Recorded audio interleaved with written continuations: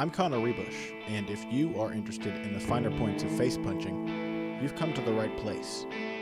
This is Heavy Hands.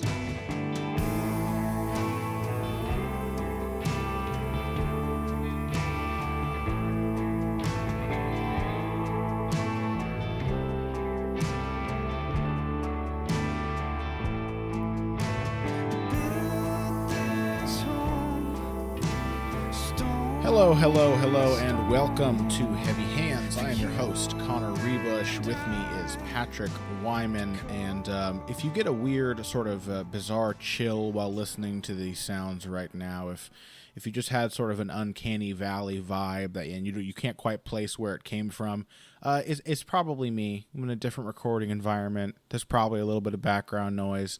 Maybe at some point the phone will go off, because guess where I am right now, Pat? Where are you, Connor? I'm at my mommy's house. So that's where I have to record today's episode of Heavy Hands, because I'm having internet problems. So I hope one of my mom's friends will call on the phone, even though they know she's at work.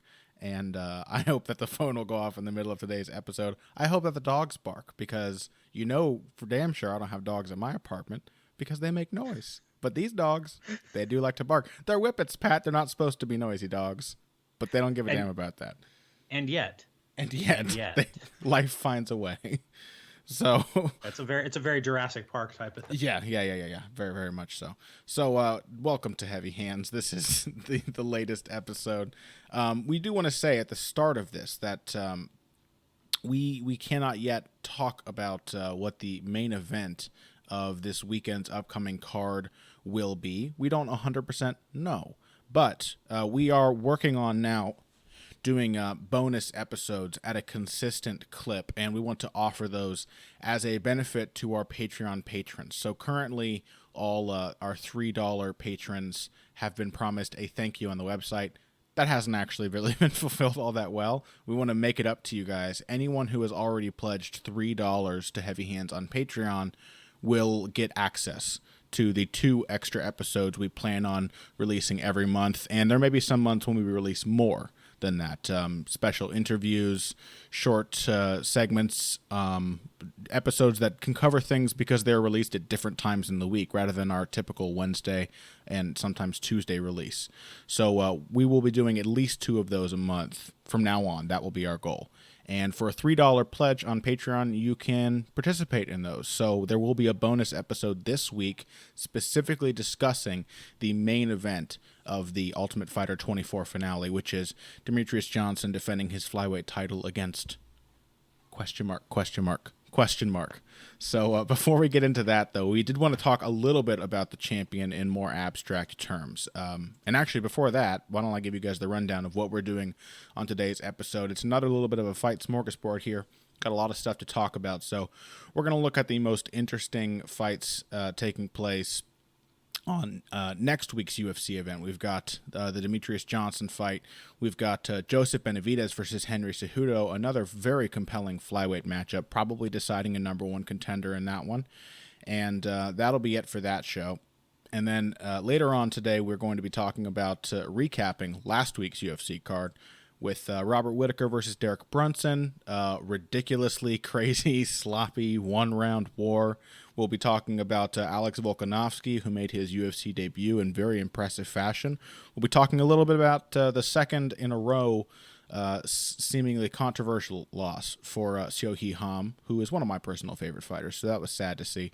And we'll be talking about Daniel Kelly, the man at middleweight, the legend, the 59-year-old 7-time judo champion, whatever his accomplishments are. We will be talking about his crazy role in the UFC. And at the end of the show, we are going to recap and give an in-depth breakdown of Vasyl Lomachenko's drubbing of Nicholas Walters. One of those fights that we promised you was between elite fighters, and that makes it all the more impressive how handily Lomachenko handled his opponent. So we'll talk about that to wrap up today's show.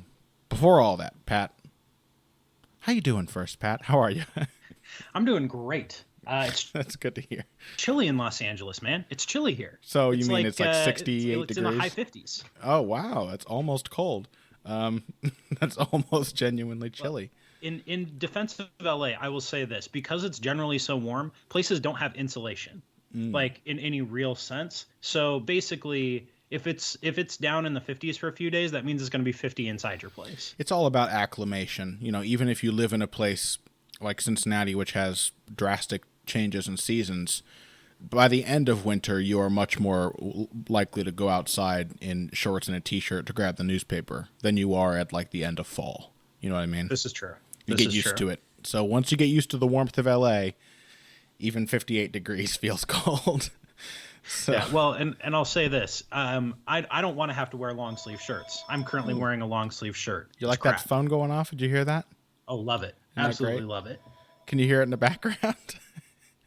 I can. That's nice. That's like a real proper phone right there. Not like one of these little mobile thingies. That's an actual phone. Well, my mom is older than 40, so it is a landline phone. Yes, they still have them. Demographic that still has a landline. Yes, basically. So that may happen at some points during today's show. I'm sorry, I can't just go unplugging somebody else's phone. But Pat, let's go ahead and jump in here. We've got Demetrious Johnson fighting this weekend. Obviously, later in the week, we'll be talking about the actual matchup when the winner of the Ultimate Fighter 24 is officially decided. But we can talk about the champion in sort of abstract terms, where his place is in the sport, where he goes from here, because I think we can both agree he is rapidly running out of viable contenders, if not, already out of them. So what are your overall thoughts on Demetrious Johnson? Well, I think the interesting thing about Demetrious Johnson at this point is that he's not really competing with his fellow flyweights. He's competing against the legends of the sport. Like, he's defended his title 8 consecutive times. He's won 10 straight fights. He is the only flyweight champion the UFC has ever had. None of those fights has even really been all that competitive. I guess you could point to the first Dodson fight where he got knocked down. Yeah. But like, he still dominated the last 3.5 rounds of that fight. Absolutely dominated them. I would say they've gotten decidedly less competitive with time, and he has still been fighting good, if maybe not as tested fighters, but the first Benavidez fight, I mean, basically going back to his ascension to the title, his fights have gotten less competitive in it's a steady trend here. The Dominic Cruz fight, competitive loss. The Ian McCall fight, competitive draw. The second Ian McCall fight, convincing win. Joseph Benavidez, title fight, so we take a step back, competitive win, though fairly convincing still.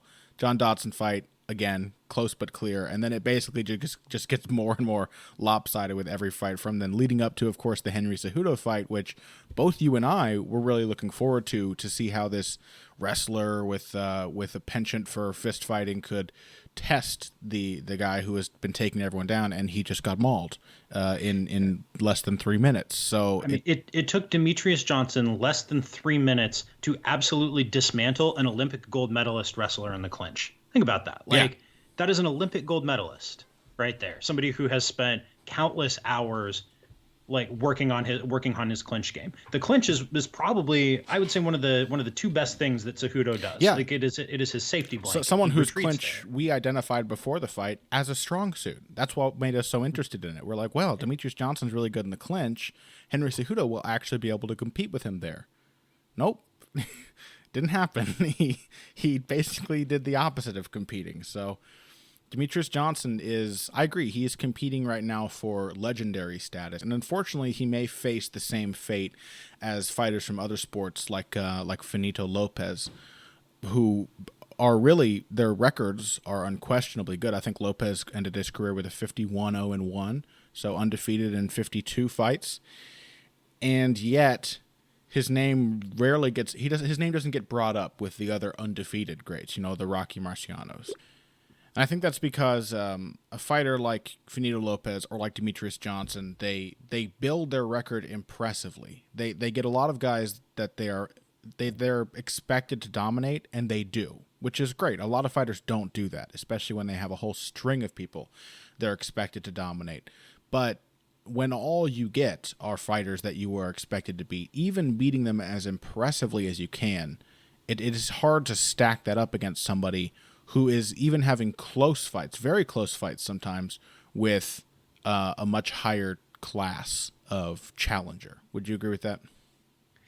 Yeah, but I think like just how good Demetrius Johnson is kind of blinds us to the quality of his competition. Like, lest we forget, Joseph Benavidez was a very good bantamweight too, and Joseph Benavidez has lost 4 fights in his career. He's lost twice to Demetrius Johnson, and he's lost twice to Dominic Cruz. He's beaten everybody else that he's faced. You know, I agree. Henry Cejudo has lost 1 fight. He lost a fight to Demetrius Johnson. Kyoji Like, Horiguchi.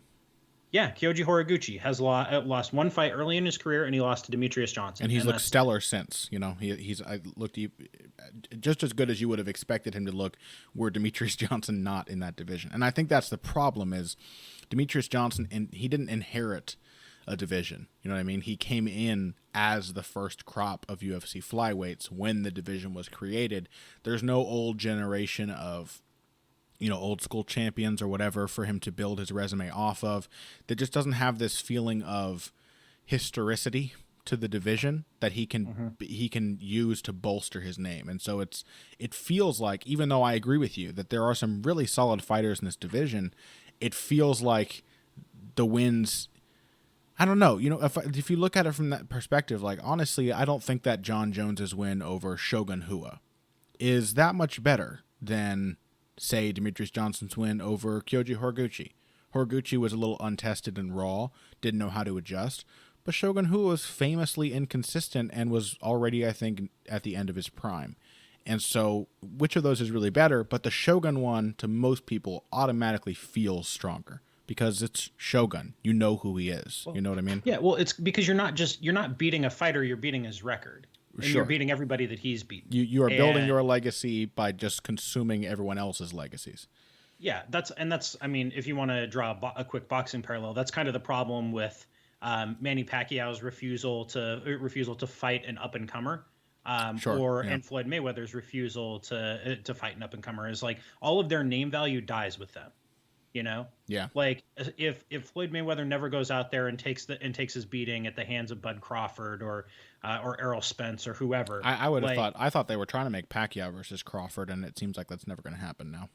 Yeah, that was a thing that was supposed to happen. Like Bob Arum talked about it, and they couldn't make it happen. And so if a guy refuses to give up his name value, all of that whole string stretching back into the past ends with him. And in Demetrius Johnson's case, because it's a brand new division, he is the name value. Yeah, he is the guy. Like at some point, for the flyweight division to have any sense of history to it at all, somebody will have to beat Demetrius. It'll be like McGregor beating Aldo. Like people don't care about Aldo, but they care about the fact that somebody beat the guy who was never beaten. Yeah, exactly. Yeah, that's exactly the whole thing. Demetrius Johnson, like Jose Aldo, is building his own torch, but there was no torch to pass to him, and I think that's the problem. But to me, I do wish. I know you can't compel people to like things that they don't like, and I do think there is some snobbery that goes on when people say, well, you must be it's definitely snobbery when someone's like, you must be an idiot not to appreciate Demetrius Johnson. How can you not appreciate it? I mean, a lot of people just don't like the smaller fighters. It's whatever. I don't agree with it for my personal enjoyment, but they can enjoy whatever they like. I do wish, however, that there was a little bit more audience for Demetrius Johnson, that maybe we could find some way to create a more sense of a magnitude for his accomplishments, because his run right now, his win streak is really, really impressive. And even if this isn't an established division, he is beating very good fighters. And there are, in fact, a lot of very good fighters at flyweight. It's kind of a shark tank. It's just a shallow one. And that'll be the problem, because soon he is actually going to run out of people who deserve to fight him. And you might even say the winner of the Ultimate Fighter 24 doesn't deserve. They're having to come up with creative ways to give him challengers, because he fights so frequently and dominates everyone so thoroughly that there is no interest in a rematch. And so what do you do with him going forward? Except, I guess, have him fight Dominic Cruz or, I think that's the easy solution here for both of those divisions. Like Dominic Cruz is starting to get to the point now where he's a legitimate kind of guy that people want to watch, partially because he's so much more personable than he was during his first run as champion. He is talking just amazing shit, just ice cold dagger shit all the time. So if he goes out there and he beats up on Cody Garbrandt, which I think both you and I expect him to do. Yep. More on that in future episodes of Heavy Hands. Only for $3. Yeah, I mean, I think I would much rather see a Cruz Mighty Mouse rematch than I would Cruz Dillashaw to be frank. Yep. Like, I think it's a more meaningful fight. It's the kind of fight, honestly, that makes more sense for the UFC in 2017 than it would have beforehand. Like, because what the UFC needs in 2017 is anything that's going to draw people's eyeballs, and a champion versus champion fight can do that. I think both parties would be down for it. I think Mighty Mouse would be down to move up and fight him again, like if the money were right. Yeah, and I think Cruz being on TV, having some trash talking game, beating guys like Uriah Faber, he has a significantly more name value than Demetrious Johnson. But I think it's been proven with the Aldo fight. What would happen with Aldo is basically a ton of people who came into the sport with McGregor, they never cared about Aldo at all until he was an opponent for McGregor, because you can basically sell him the way that overseas boxing champions were sold in like the 1900s.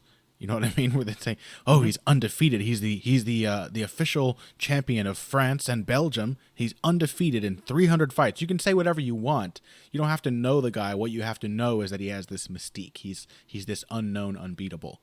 And that would be Demetrious Johnson to Dominic Cruz. You have the compelling fighter of Dominic Cruz who has some fan backing, and you have Demetrious Johnson. Any kind of challenge like that is going to sell more than just giving Demetrious Johnson a bunch of defenses against guys that also nobody knows.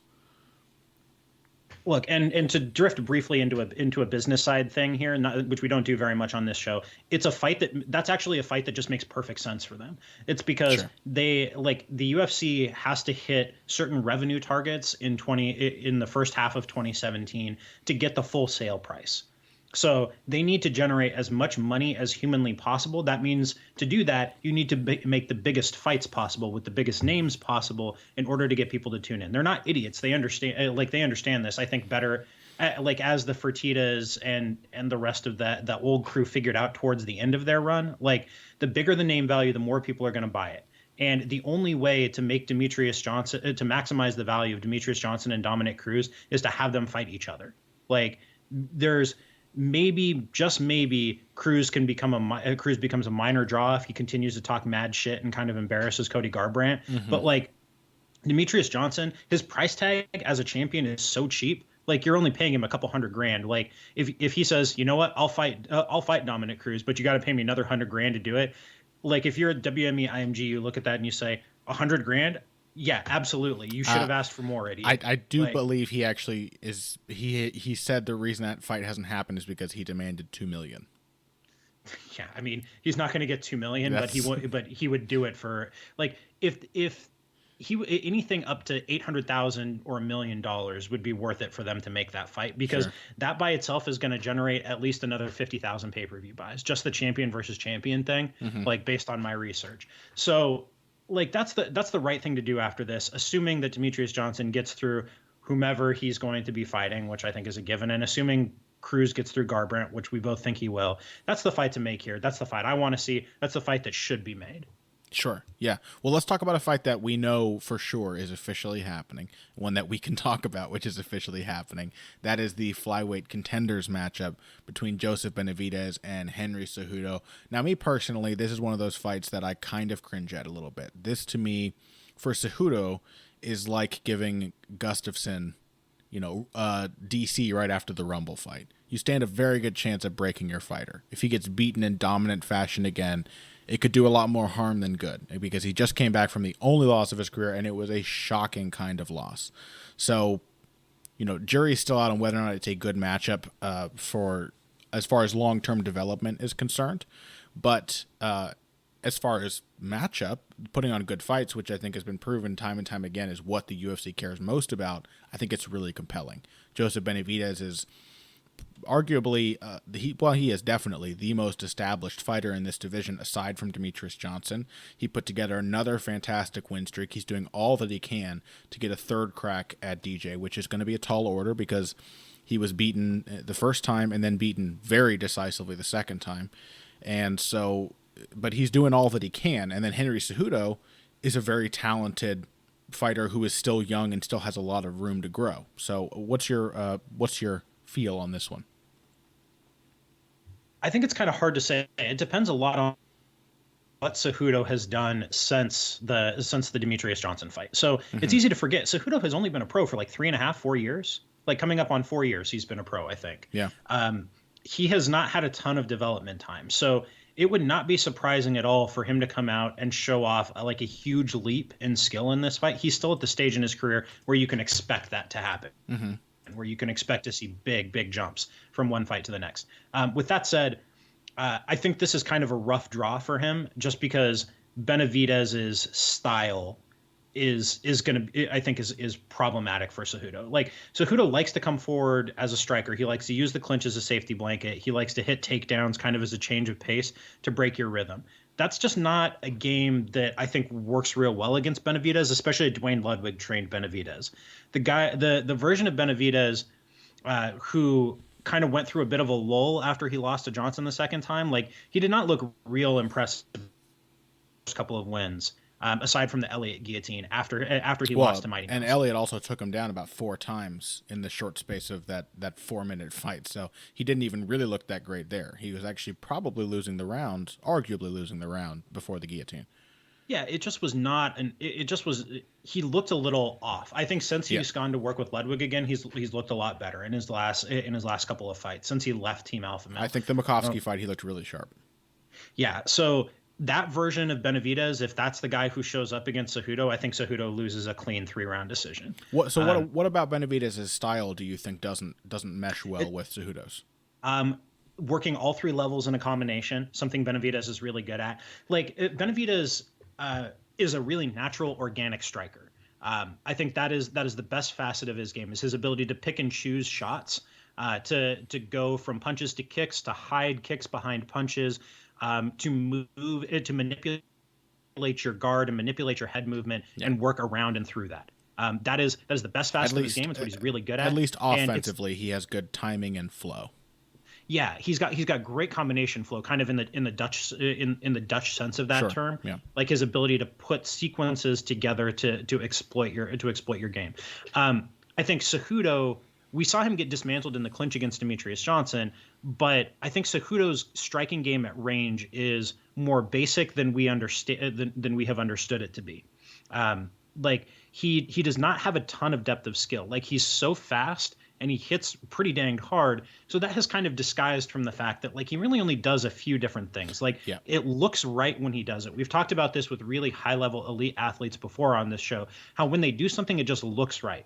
And it kind of disguises the fact that they may not have a ton of depth of skill. They may not know how to do a lot of different things. They may not have a great command of rhythm or some of the subtleties of it, but because it looks right to us, we miss that. And I'm determined not to make that mistake with Cejudo. I really don't think he has that same depth of skill. Benavidez is also really hard to hold down. He's very dangerous in scrambles. So a lot of the things that Cejudo is going to rely on, like as his safety blanket, if he's getting beaten up at range, are not going to allow him to shorten the fight. Like it's like running the ball in football. Takedowns and clinch control allow you to keep your opponent's offense off the field. They allow you to effectively shorten the fight and limit the number of striking exchanges. That's really hard to do against Benavidez, because even if he gets taken down a bunch, it's really not easy to hold him there. It's not easy to hold him in the clinch. Like I think Cejudo is going to end up just kind of getting outworked and outpointed, and kind of outskilled by a guy who's just a bit further along than he is. Yeah. Well, the thing with Cejudo is that throughout his UFC career, he has really looked like a guy who is working out how to strike. Not that, again, as you said, everything looks good. Not that anything looks bad or markedly untechnical or sloppy, but he looks like a guy who knows how to wrestle, who has gone into his fights thinking, okay, I'm going to get some work in. I'm going to work out my striking. And he has done it against some pretty good fighters.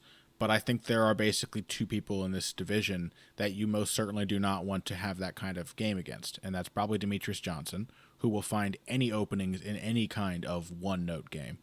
And Joseph Benavidez is probably the other guy that you really don't want to strike with if you have advantages elsewhere. So I don't think this is an unwinnable fight for Cejudo, especially if he's taken the right cues from that loss to the champion, because I think he is it's not even a matter of think. He's obviously a very strong wrestler. And I think he has the capability to use that wrestling game more than he has. I think he's put himself in kind of a Yoel Romero situation where he has just decided that he knows how to wrestle, and so he doesn't have to work on it too much and doesn't have to use it too much. It's a fallback.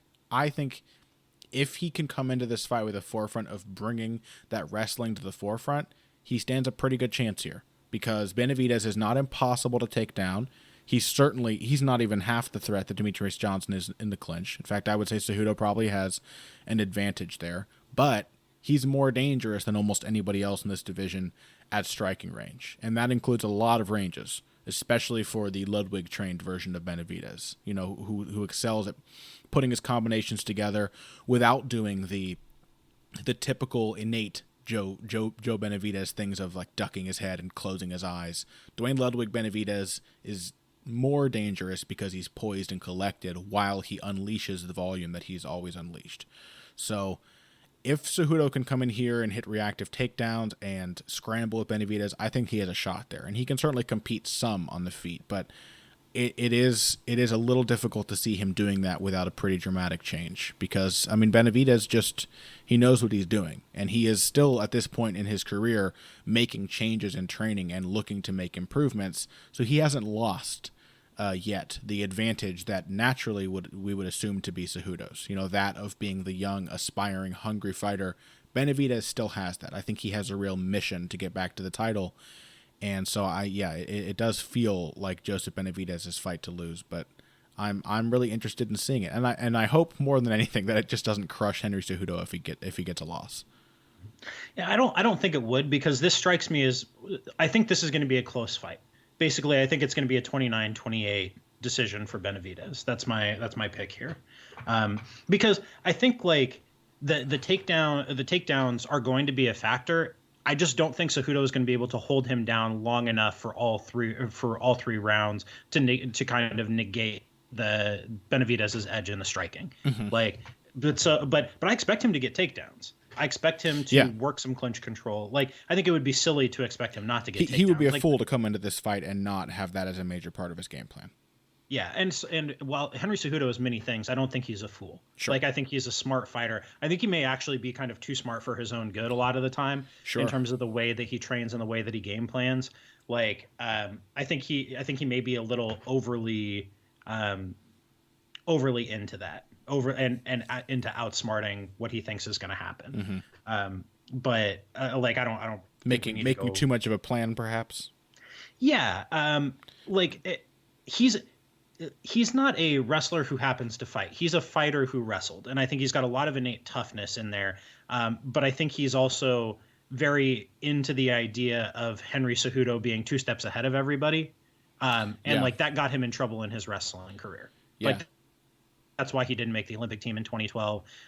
He thought that he could kind of plan his way out of it and put in all the work at the last minute to get around it, and that's just not when you're fighting professionals who have been doing this for a really long time. I don't think that's a great way of going about it. And maybe it's possible too that he may just be one of those fighters like the great Ruben Olivares was this way, I think, who looks exceptional when things go according to plan, but really he comes into the fight with one mode of fighting in mind. He really fights to a game plan, and when it doesn't work, it completely backfires, which is what definitely looked like happened in the Demetrious Johnson fight. The moment he realized he wasn't going to be able to put in work in the clinch, he detonated. You know what I mean? He just imploded. Mm-hmm. So. Yeah, which is kind of understandable, but it's also worrisome. Right. But enough about that. Should we take a little break and come back and talk a little bit about last weekend's extravaganza from Australia? We shall. Let's take a few minutes, and when we return, Robert Whittaker versus Derek Brunson, Alex Volkanovski's impressive UFC debut, Seo-Hee Ham's controversial loss to Danielle Taylor, and Daniel Kelly's impressive win over my true love, Chris Camozzi. We'll talk about all of that in just a minute. Hey everybody, thanks for listening to this week's Heavy Hands. If you like what you hear, please consider pledging to support the podcast on Patreon. Patreon is basically continuous crowdfunding. You sign up to contribute a certain amount per month to help us with production costs and the like, and in return you get rewards ranging from a mention on the Heavy Hands website to a question or topic of your choice being discussed on the show. We have a lot more in the works to reward you for your help, and we appreciate every contribution. No amount is too small. Just head over to patreon.com and find how you can help out, the only show dedicated to the finer points of face punching. Now let's get back to it. And we are back. So to kick things off, Derek Brunson, Robert Whittaker, two middleweights went at it. The fight lasted 4 minutes and 7 seconds. It felt like about a minute because it was so crazy. And basically, Pat, before the fight, we kind of identified the key dynamic here as both of these guys can get a little wild. One of them's going to pay for it in some way. They both kind of paid for it, but ultimately it was Derek Brunson who paid the price, being knocked out by Whittaker, doing some of the most exaggerated rushing we've ever seen from a guy who is known for his exaggerated rushes. He went full Dong Yoon Kim. You never go full Dong Yoon Kim. Well, we said before the fight, I think we even brought that up. We said, is he doing this tactically because he doesn't respect these opponents, or is he going Dong Yoon Kim? Is he just going to always just be a crazy brawler now? And maybe it's that one, which is a shame because Derek Brunson has so much potential. And is really actually very good when he fights from the outside. It just seems like maybe now his mind will have been changed. Who knows? But it seems like he basically convinced himself that he was just going to run over literally every person they put in front of him, which my real regret is that I didn't get to see how that looks against someone like Yoel Romero a second time or Luke Rockhold or Chris Weidman, because boy, do I want to see that. I want to see Derek Brunson just try to overwhelm these guys as if there is no difference between a Luke Rockhold and a Sam Alvey. Yeah, that was ugly. That was not good. I don't know exactly what happened there or why he felt he needed to go so hard after the rush. No idea. Why he didn't think that more patient pressure could get the job done, because he needed to pressure Whittaker. Like, you and I disagreed on this a little bit when we were breaking the fight down, but I really thought like he didn't want to get in an open cage range striking battle with Robert Whittaker. I thought he was going to need to pressure him because he's so good at using the fence for his clinch, for his takedown game. Everything that Brunson does kind of depends on having the fence. But I did not expect him to lunge that badly. Like, no. There was one picture that our friend of the show, Susie Kuzi, on Twitter shared yesterday, where Brunson's head is literally 2 feet ahead of his lead knee. So somebody described that picture, which I also saw on Twitter, and I wish I could remember the name of the person who described it, as a still photo from a Roadrunner cartoon where they put his Latin name on the screen. Yeah, that's basically what it looked like. It's unbelievable. He's literally bent forward at the waist, flailing. Yeah. Like, I don't understand that thought process. It almost worked because it was almost so outrageously aggressive that Whittaker couldn't find the room to counter him for his first few attempts. You know, it was such an unorthodox way to fight aggressively against someone. Like, not even somebody who doesn't know how to fight fights that aggressively and gives their chin up on a platter. But it's like he was just jamming that platter in Whittaker's face. It actually took him a few minutes to realize that he could step back and hit it. Yeah, well, that was kind of the problem with this, is that if Brunson was going to commit to this, he really had to get Whittaker out there soon, in the first couple of minutes, because once Whittaker adjusted, it was all going to be over. Like, I mean, you can't give a counterpuncher that kind of opening and that kind of information about you too. Like, you have to think about this as, if you're fighting a counterpuncher, you can't give him the variables in the equation that he needs to solve you. You know, you need to be a little more circumspect about it. Like, against somebody who doesn't know how to counterpunch, like, sure, they're not going to punish you for that, so go ahead and do it. But if you're fighting somebody who is really, really good at landing shots on a guy who's blitzing them, as Whittaker is, like, you can't just tell him, okay, I'm going to be right here. If you can make your fist hit this point, you've got me. That's it. That's exactly what Brunson did. It was a little baffling, and like you said, I think some measured pressure really could have worked. He had Whitaker in a rough spot when he got him against the fence, and it definitely looked like a kind of a fight that if somebody with the intellect of, not that Brunson is dumb, but he didn't approach this with the same mindset of like a Frankie Edgar, who would have seen that failed takedown and been able to calculate the possibilities of not only how to eventually finish it, but how to play off of it with strikes and other tactics, which would then in turn enhance the takedowns happening later in the fight. There were openings there for Brunson, and that was very clear. That his physical strength, his wrestling ability, his clinch game, and his strikes and transitions, those could give Robert Whitaker problems, and they did for a few minutes. And then he just completely went off the rails. Literally looked like a train that had gone off the rails. So I don't know. I didn't expect that. Maybe I should have, given his last 4 fights, but I did not expect that against Robert Whitaker, and it was a bad idea. So I think we kind of expected, like, this is a thing that Brunson has done against lower level competition because it plays to his skill sets. He has seen how effective pressure is for him. I mean, he basically went down the pressure fighter's path. Like, you did the whole puncher's path thing. Well, like, this was the pressure fighter's You could path. call it a puncher's path because the guy's been knocking everyone out. Yeah, that's true. That's true. But I mean, I don't know. It's kind of disappointing to see Brunson like fall that hard for it, because I think he's a much better fighter than he showed. And conversely, it's easy to, I think, ignore what Whitaker did in this fight because you're just like, oh, well, Brunson fought dumb. Yeah. But it's still not easy to plant counters on somebody who's coming after you that hard. It was not easy to find your space. Miocic Verdum over again. Like, all we can think about is how ridiculous Verdum's tactic was, but kudos to Stipe Miocic for finding the opening with the perfect shot. And that's what Whitaker did. So that out of the way. Hopefully, my hope from this fight is, again, I'm happy. I want to see Robert Whitaker in title contention. I think he's really exciting. He's very solid, getting better with time, and still quite young. But I hope that my biggest hope is that Derek Brunson takes away a serious lesson from this loss. I'd be really surprised if he didn't. But then again, I was surprised to see him take this tack against Whitaker at all. So hopefully he comes back and decides that maybe pressuring in spots is better than literally running after your opponent chin first for the duration of your very short bout. So next up, let's talk about, why don't we go to Dan Kelly, middleweight contender Dan Kelly, that is. Dan Kelly came into MMA very late. I think it was only 4 years ago, and he's currently 39.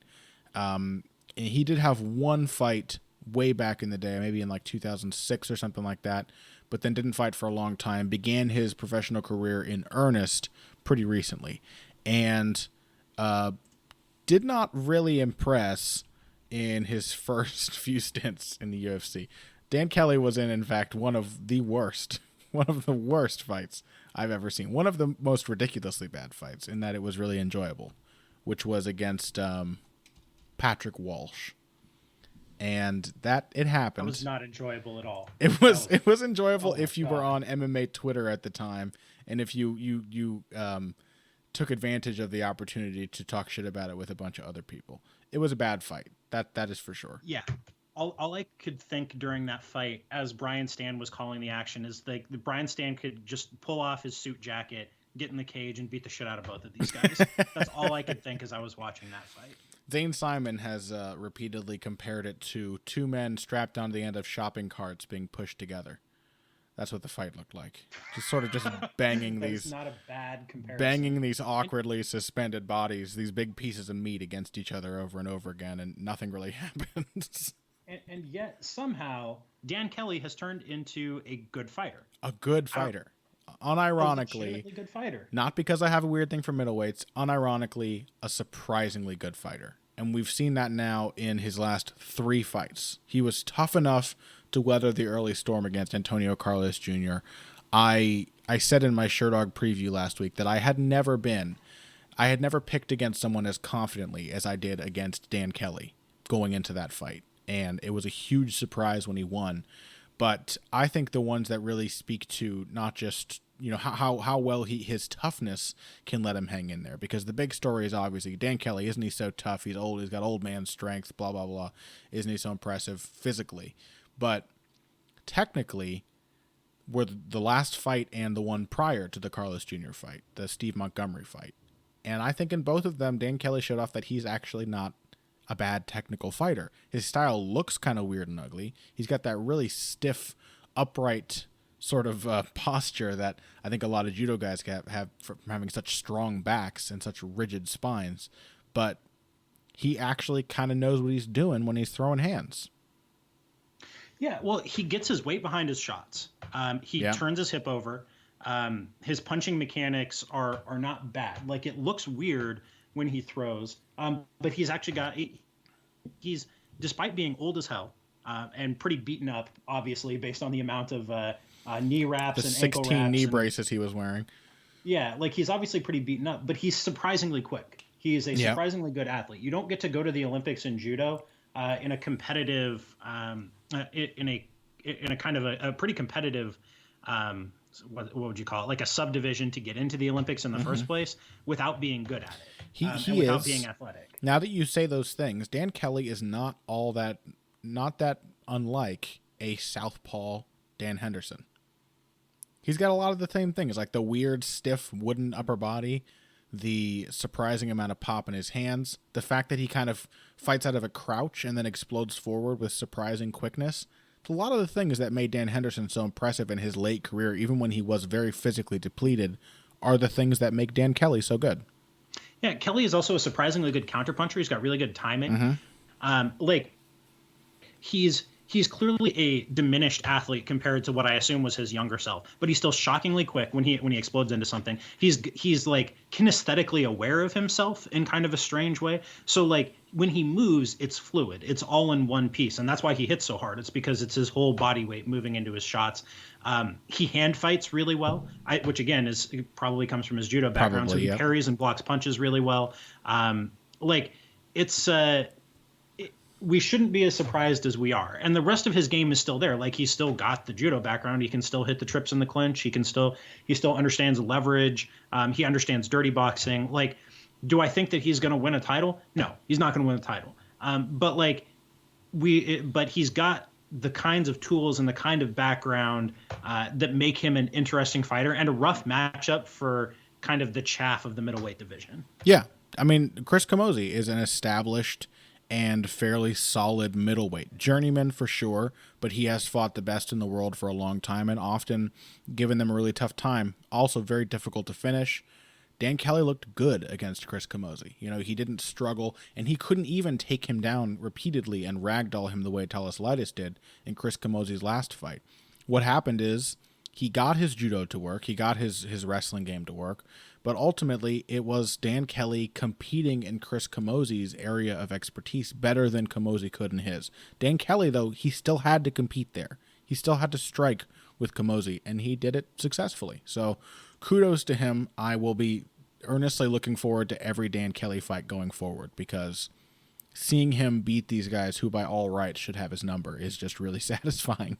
And that's kind of the reason I like this weird division in the first place. So Dan Kelly is now the perfect middleweight, officially stated here by the middleweight expert. Dan Kelly is the perfect middleweight. So he really is. He really he sure is. So let's talk now briefly about another guy who had an impressive performance. This one not quite so surprising, but it was a sort of a relief to see it as impressive as it was. That was Alex Volkanovski's UFC debut. Both you and I, Pat, had pretty high hopes for Volkanovski coming into this fight night, and I think for both of us, a large fear about his future was how good is his wrestling, really? Because Volkanovski is sort of a ground and pound specialist. He has some solid striking on the feet, but he tends to look for takedowns early and often and doesn't tend to favor submissions all that much. He tends to beat people up using top control and takedowns as part of that whole game. And we kind of worried that maybe his wrestling wouldn't be that effective against non-Aussie fighters because like the UK sort of used to be, and still is in some respects compared to wrestling regions like Eastern Europe and the US, basically, if you can do any wrestling in Australia, you're going to do pretty well in MMA because there's just not a wrestling hotbed. The specialties over there tend to be, you know, Muay Thai and Southeast Asian martial arts and boxing. But Volkanovski came in. He fought Yusuke Kasuya, solid, well-rounded fighter, not a world beater, but a good test for his introduction to the UFC, and just mollywopped him. Had no difficulty taking him down, destroyed him on the ground, landed some of the most... I mean, it was a Fyodor Emelianenko-esque performance in the kind of ground and pound that Volkanovski was landing. He throws ground strikes like a high-level Sambo practitioner. Sure. Like I haven't seen. It reminded me so strongly of Fyodor's fight with Nogueira. Then these shots that they'd always show in the highlights of Fyodor just kind of leaping over Nogueira's guard and flinging punches towards the camera. This like terrifying perspective you get of the last emperor raining down punches, and you're kind of in Nogueira's place. I felt like I was in Kasuya's place watching Volkanovski beat him up from the full guard. I haven't seen that in a while. He reminds me a lot, Volkanovski does, of a guy who's been on the Russian scene for a long time, is kind of a hothead, has never really gotten his act together. But he reminds me a lot of a guy named Musa Kamenayev, who's also pretty short, a really powerful, strongly built wrestler, and a tremendous ground striker. But the Sambo thing, the ground strikes that Volkanovski throws, the way that he goes about throwing them, you only really see them at the highest level being taught by American MMA gyms. Like ATT, I think, teaches ground striking like this. You see it with guys like Bektic. Dustin Poirier is another really good ground striker. You see it with them, and then you see it from like born and bred Sambo practitioners. And that's but Volkanovski, for whatever reason, I don't know who has taught him this. I don't really know much about his background. That's how he throws ground strikes. He postures, he creates space, he manages to maintain control while leaving a hand free to punch. He's not afraid to stand up to throw ground strikes, which is not something we see all that much in MMA anymore. Like, this isn't kind of an old school lost art style of ground striking, and Volkanovski is very good at it. A lot of standing ground strikes, and he's not afraid to really commit his weight to those shots, which is really good to see, because sometimes when people do that, they give openings for their back to be taken or to get thrown into an armbar. Volkanovski does something that I've always admired in the game of Anderson Silva, which is he posts using his punches. And I always thought this was really interesting, is that if you watch that fight again, and Anderson did this all the time, Volkanovski would land a right hand and then just sort of keep his fist on Kasuya's neck or chest after it had landed and post and pull back and come back down with the left, which allows him to throw really powerful combinations, throwing his weight into them, but he has a point of balance every time he lands. So he drives through his target and maintains contact so he can base and line up his next shot. And yeah, the combinations, man, not the kind of ground and pound you want to be receiving. So Kasuya took a hell of a beating, but Volkanovski announced himself, and he will probably be making the move to featherweight. And holy shit, is he a welcome addition to that division? Like that, featherweight already has so many fighters I can imagine matching up well with Volkanovski. He may actually be going all the way down to bantamweight. Like, I would expect him to take a fight at featherweight first, but which is mostly where he's fought. Like, he's not a lightweight. Yeah. He's fought his last several fights at featherweight. I would actually expect him to end up at bantamweight by the time everything's said and done. Sure. So he's a great addition to both of those divisions. Like, sure. Neither one of which is like really heavy on like powerful wrestlers. Right. Yeah, absolutely. And then finally, we wanted to talk a little bit about Seo Hee Ham versus Danielle Taylor. This was a fight I think quite a few people were upset about the decision. It is now the second decision in a row in which Seo Hee Ham many people have felt has kind of been robbed of a win. The first one was against Beck Rawlings. And that one was a fight. It felt like Ham should have won it.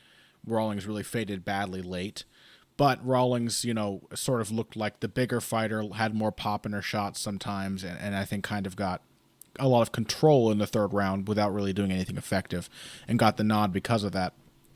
Danielle Taylor was, I thought, a more fortunate matchup for Ham's high-volume style, which has increasingly become like a pressure fighting style. I thought it was a good matchup because Taylor is basically the only fighter in the division who is demonstrably smaller than Ham. And it wasn't an easy fight for Ham. But, Pat, are you of the opinion that Ham deserved the nod? I did think that Ham deserved the nod, but I'm not going to get up in arms about the decision. Like, I said some shit on Twitter during the fight or immediately after the fight, and I still think that Ham deserved the nod. What was interesting to me was not the fight itself, because like if you don't care about Seohee Ham, I'm not going to get mad at you. If you don't care about Danielle Taylor, I'm not going to get mad at you. You should care about Ham though. She's awesome. She's a fun fighter, but at the end of the day, she's kind of a journeywoman in a division that has a lot of more exciting and interesting fighters. But the reason why this is relevant is because this speaks to like the reason this decision went against Taylor or went against Ham, I think, is because judges can't see counterpunches. They can't score counterpunches. The vast majority of the offense that Ham landed in the first 2 rounds, which should have won her those rounds, were counters. So after Taylor threw a winging right hand, Ham would sting her with a short, sharp, straight left that would snap Taylor's head back. And somehow the judges just aren't seeing this. And I realized after this fight that if you look for the common thing in basically every more or less robbery decision over the last few years, it's been counters. It's been that judges have not seen those counters. You look at Sanchez Pearson. What was the majority of Pearson's offense? They were counters. You look at Pendred Spencer, like just a robbery of robberies. What was Spencer doing? He was landing a lot of counter punches. You want to go back to Campman Sanchez back in 2012. What was that? Well, Campman was just bloodying Sanchez up with counters every time he came forward. So those are like, that's really the common factor here. There are more, I mean, if you want to dig into them, but like that's really the commonality. It's that judges, not just that they're not scoring counters, I think that they're not even seeing them in the first place. Yeah, so I want to suggest something, because I think it is a bit of a problem in MMA. I mean, I don't think we don't have that many great counter punchers anyway, so the judges don't get a ton of experience scoring that type of fighting.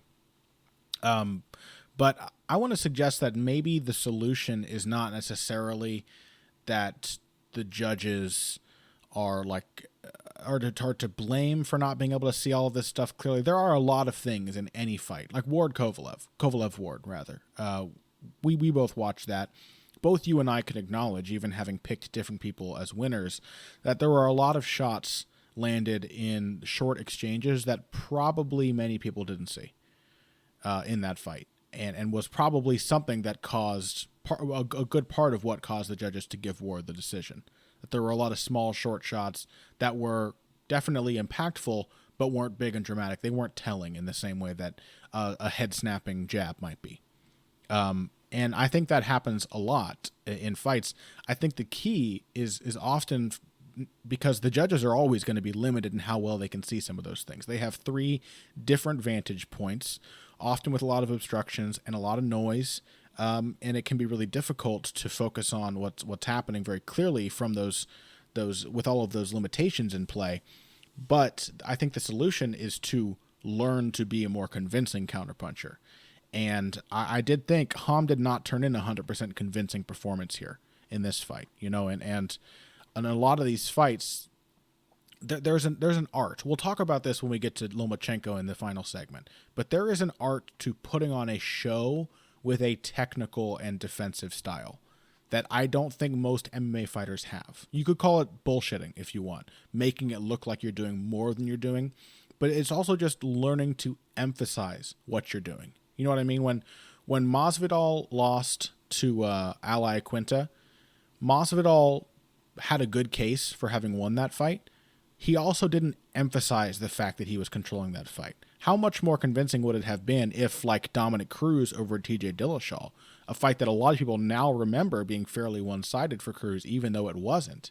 How many people or how easier would it have been to score that fight for Masvidal if he had made Iaquinta miss badly and then popped him with a jab and maybe taunted him a little bit, really sold the idea that he was picking him apart and that he was outclassing him, and he didn't. And I think that's a big part of why fighters tend to lose those fights in MMA, because unlike boxing, we don't have this tradition of like the slickster who makes you look bad as a compliment to the fact that he is actually outpointing you.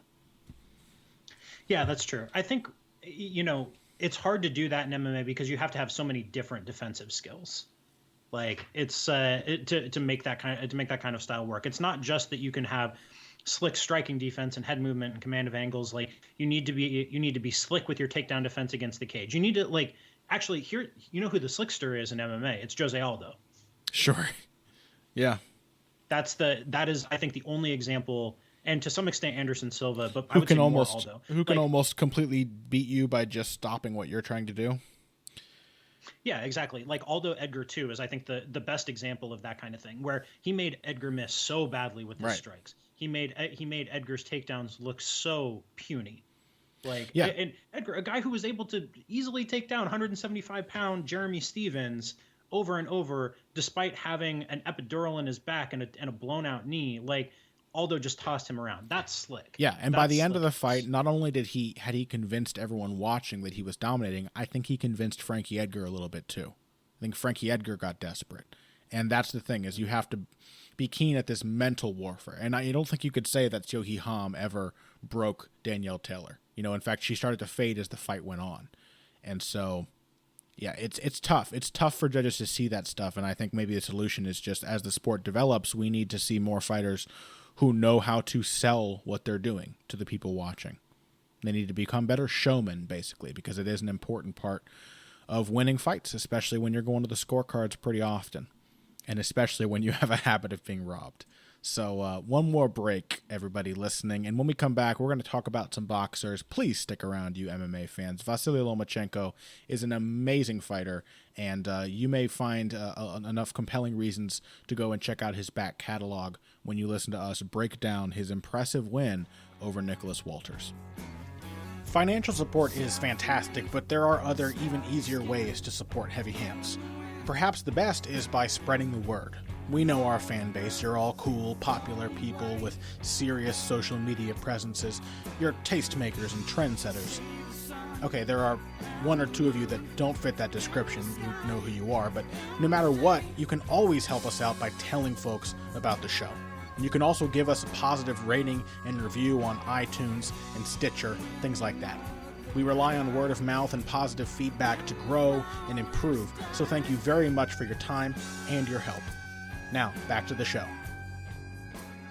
And welcome back to Heavy Hands. Finally, Pat, let's wrap things up. Talk about Vasyl Lomachenko, who battled Nicholas Walters last week. And this one was sort of it felt in the lead up, and I think we said this last week, like a fitting follow-up to Ward versus Kovalev, because we have these two fighters who are both in the very top of their respective divisions, both very well respected with a lot of impressive wins, and highly regarded technicians, as well as one of them, being a puncher versus the boxer.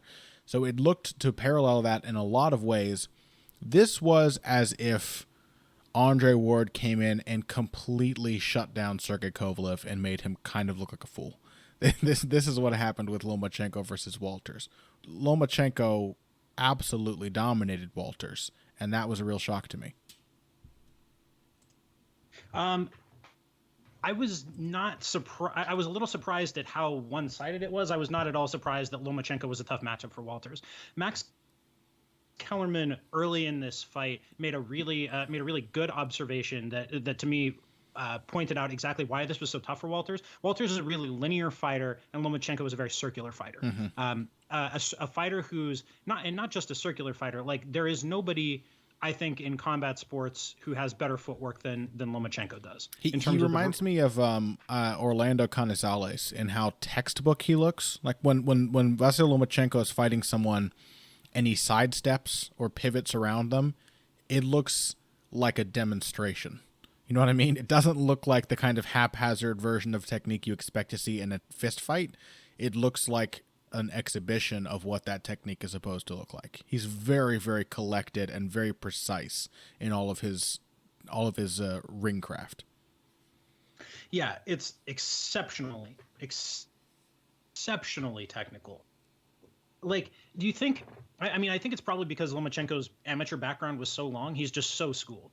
Like, everything that he does is picture perfect. Like, it's not just that he's exceptionally talented, which he is. He's got really, really quick hands. He's got quick feet. He's a good athlete. He's got natural power.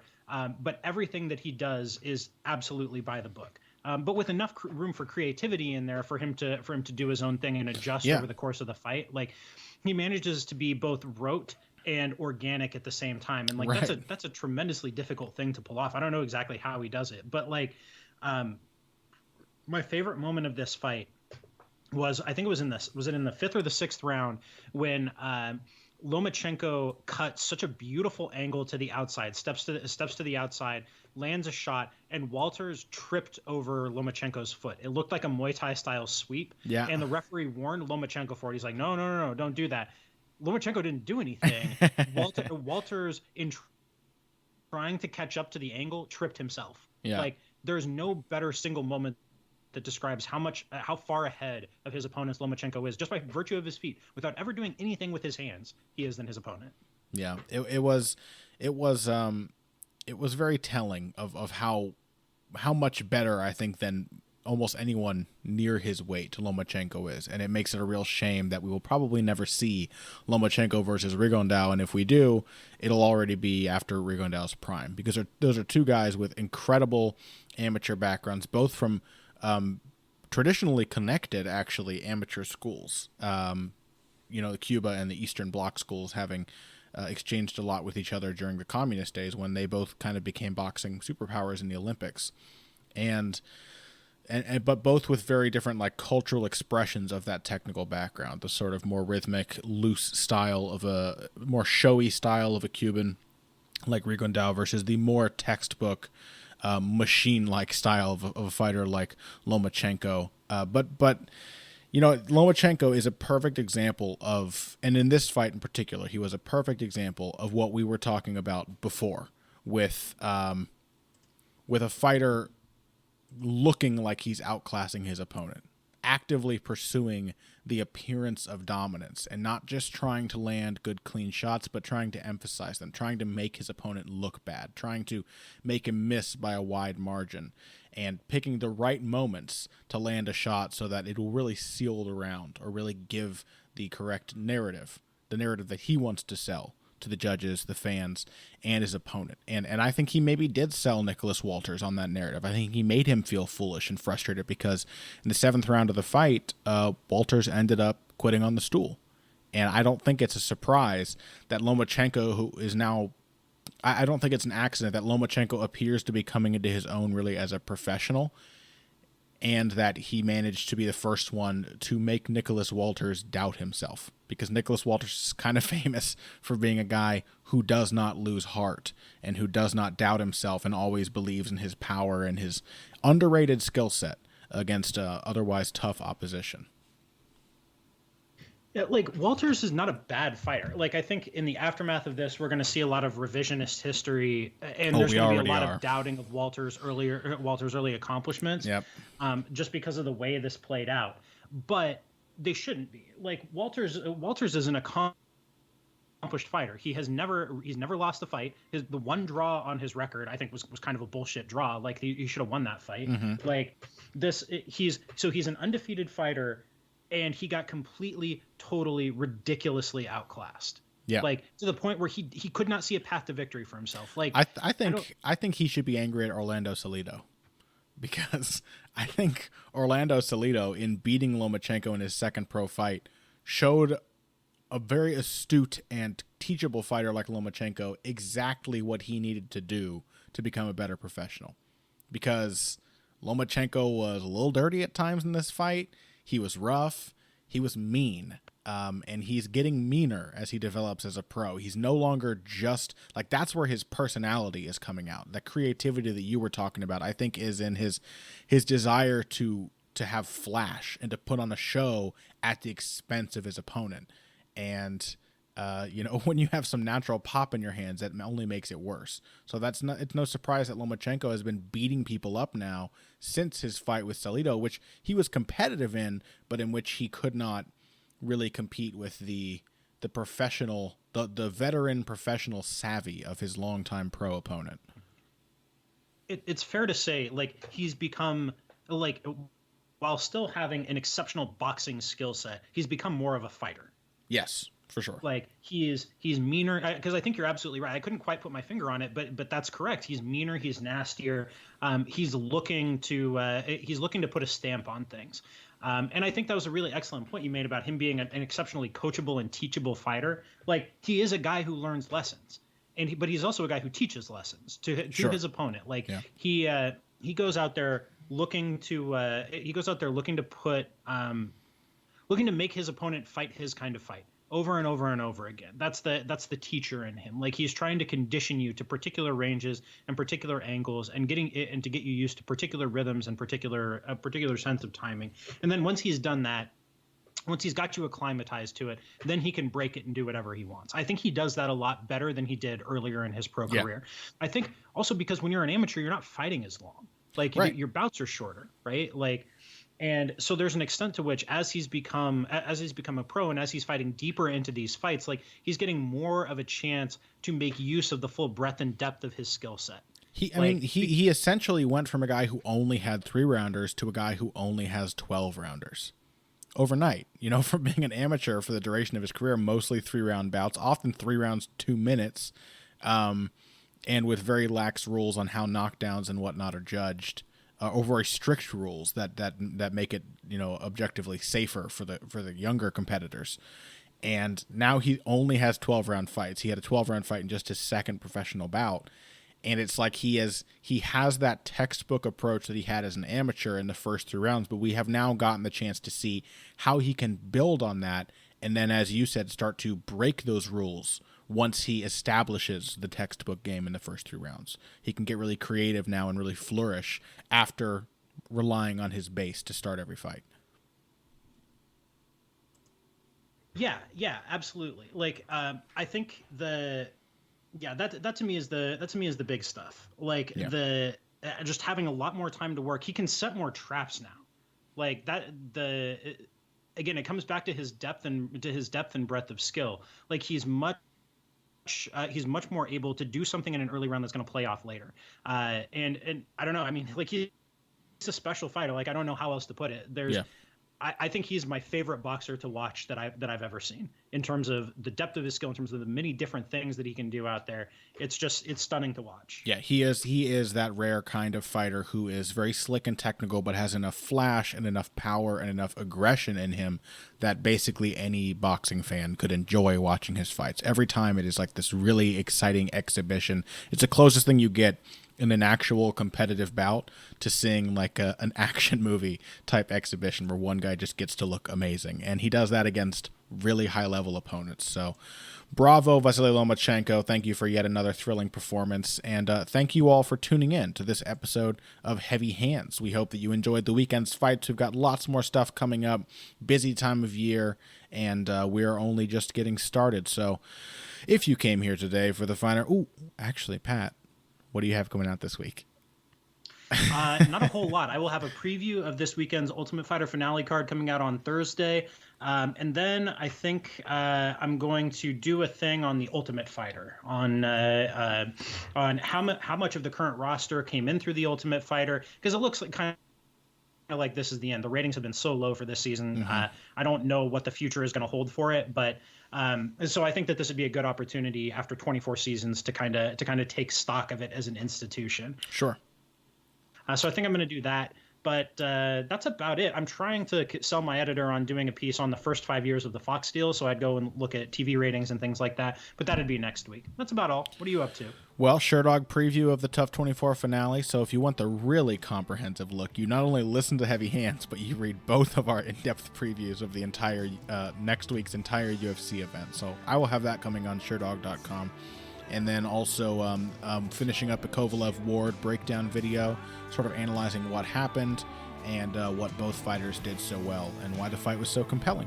So that'll be coming out on probably my YouTube channel sometime in the near future. And otherwise, I think that's it for me as well. A pretty easy week after the UFC 205 madness and everything surrounding the last 2 weekends, basically. So thank you all for tuning in. If you came here today for the finer points of face punching, you did indeed come to the right place, even though it might have sounded a little weird and the phone went off at one point.